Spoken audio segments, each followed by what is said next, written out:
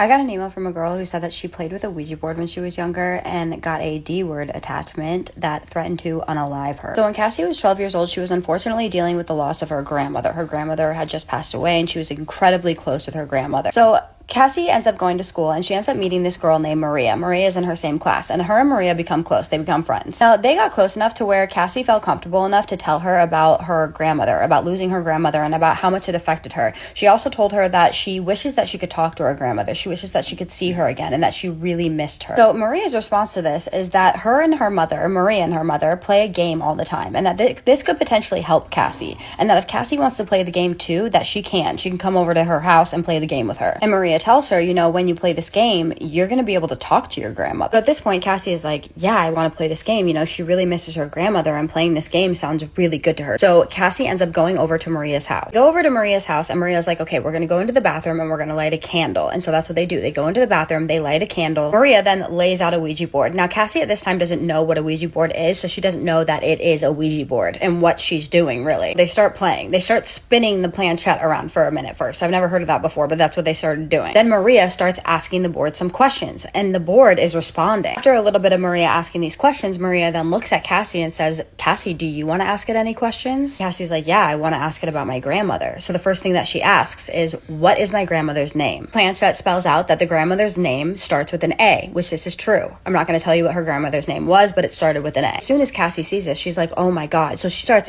asking it more questions. So she says, Grandma, do you miss me? Grandma, I love you. Do you know that? And then the last question that she asks her is, Grandma, why didn't you say goodbye? Why did you just leave me like that? Why did you have to leave me? Well, before the board can even answer this question, someone busts into the bathroom. She didn't say who it was, but she said that someone busted in the bathroom and was like, what are you doing? Like, you need to stop right now. I'm assuming it wasn't Maria's mother because Maria's mother knows that she was playing with the Ouija board. So it essentially stopped them from what they were doing and they weren't able to say goodbye to the Ouija board. So at this point, she has to go home. So she goes home, she eats dinner, she does her homework, she takes a bath, and then she just goes to bed. So she gets in bed and she's just laying there for a little bit and everything's normal at first until she starts to hear something. She starts to hear a voice and she can't make out what it's saying at first. And then she realizes that it's saying, Cassie,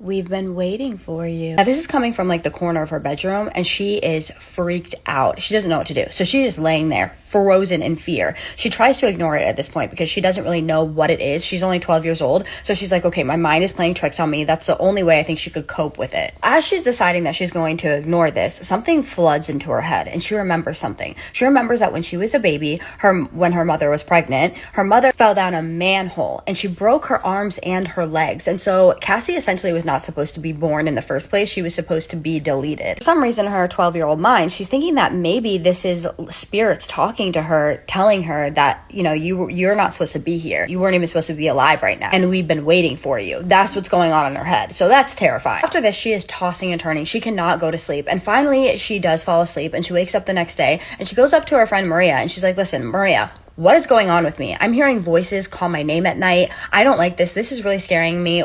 How can I make this stop? And apparently all this little girl said was, it's nothing. Don't worry about it. It'll stop happening on its own. I do this all the time. You know, you're going to be fine. So Cassie is like, okay, whatever. What is she going to do? Right? So later on that day, she goes home, she eats, she does her homework, she takes a bath and she goes to bed. Well, as she's in bed trying to sleep, she notices something. It smells in her room. Like it smells really bad. And she doesn't know what it smells like, but it just smells like crap. Then she hears that voice again, except for this time it says that it's going to unalive her. So terrified, she looks in the corner of her room and she sees this dark figure and it's like an outline, a shadow of a person. She can't see any details at all, not its eyes and not its face, nothing, only that it has arms, feet, and a head. That's what she's seeing. She said at this point that she just started crying because she was so terrified and she just laid in bed and put the covers over her face and just laid there while this thing was telling her that it was going to unalive her. So the next day she goes to school and she is absolutely drained, completely drained. And all of her teachers are noticing, everybody is noticing. And the weird thing is that Maria is not at school. Everybody is asking her if she is okay. And she's just lying to them and telling them that she's okay when really she doesn't feel okay. So later on that night, she does the same routine. She goes to bed, except for this time it got worse. So the third night she goes to bed and she's trying to fall asleep when suddenly she feels something touching her. And then it goes from touching her to scratching her. Now she does say that she doesn't have any pictures of this, because this was 1989. So at this point, she has just had enough. So she finally gets up and she goes and tells her mom what's going on. And she's like, listen, I'm terrified. I did this. I know it was wrong, but I did it. And her mom is like, what were you thinking? I cannot believe that you did that. You know that we are a God-fearing family. That is not what we do in this household. But you know what? We're going to fix it. Don't worry about it. Come with me. So she goes with her mom, and her mom grabs a cross and she puts it in her lap. And her mom just starts to pray for her. She said that when her mom was praying for her, that her exact words were, it felt like hell was raining down on me. Apparently she was incredibly uncomfortable. It did not feel good at all. But as soon as her mother was finished, whatever portal this was or whatever D word this was, it left or it closed because nothing ever happened again.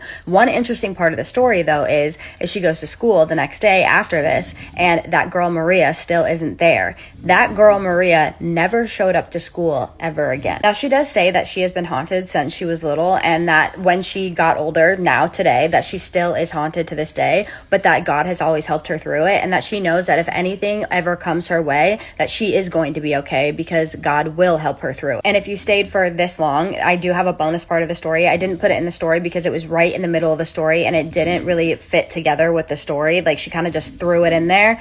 But so when she, right after her grandmother passed away, her grandmother actually visited her. She came to her in the same dress that she was buried in, which was a pink dress. And she just basically said to her, listen, I'm so sorry I didn't get to say goodbye to you. I love you. And then she disappeared. And she said that after this happened to her, she was so devastated that she literally felt like she was going to die for days. She was absolutely devastated. Her grandmother was her favorite grandmother. She adored her. And so this kind of paints a picture for you of how devastated she was when her grandmother passed away. So what do you guys think about this story? I think it's very weird that that little girl Maria came to that school, then found out that she was devastated about her grandmother, and then put her through all of this. It almost sounds to me like she was placed there to prey on her grief somehow, especially since she never showed up to school again. I don't know if a child can do that, but maybe it wasn't a child, and maybe she was the only one who could see her. I don't know. That would be a question that I would have. Like, did other people see Maria? That I'm assuming that your teacher saw her, that she was actually a girl. I'm wondering, that would be a question that I have. I guess she did go to her house, so that may be a silly theory, but it does sound to me like this little girl in some way was sent to her to prey on her. Maybe in some way, shape, or form, there was some type of D word behind that little girl, like spiritually kind of guiding her towards Cassie in order to inflict this pain on her. But I don't know, tell me what you guys think. Any comments, suggestions, or questions that you have, drop them below. I would love to hear what you guys think about this story, but as always, please be respectful. And now I'm going to do my favorite part, which is the shout outs. Leanne Bernier 5, I hope I pronounced that correctly. You said that I was your favorite spooky storyteller, and that means so much to me. You have no idea what that means to me. That's one of my favorite things to hear. Thank you so much for telling me that, and thank you so much for commenting on my videos and pushing them out. Thank you for being a part of my community, and thank you for being kind. Truly, people like you are why I continue to do this, and I hope you know how much I appreciate you as an individual. I love you. I'm real_I exist. You said that you love my stories so much and that you watch them every day and night, and I love that so much. Thank you for doing that. You have no idea what that type of support means to me. That is unwavering, and I appreciate you. I appreciate you being a part of my community. I appreciate you telling me that. I appreciate you being kind. Thank you for commenting and pushing out my videos, and thank you for watching them day and night. You are the best. I love you. I don't have time for the entire outro, but I love you so much, my spooky babies. Have a spooky night. Keep sending me your scary stories, and I will see you in the next one. Spooky kisses and haunted hugs.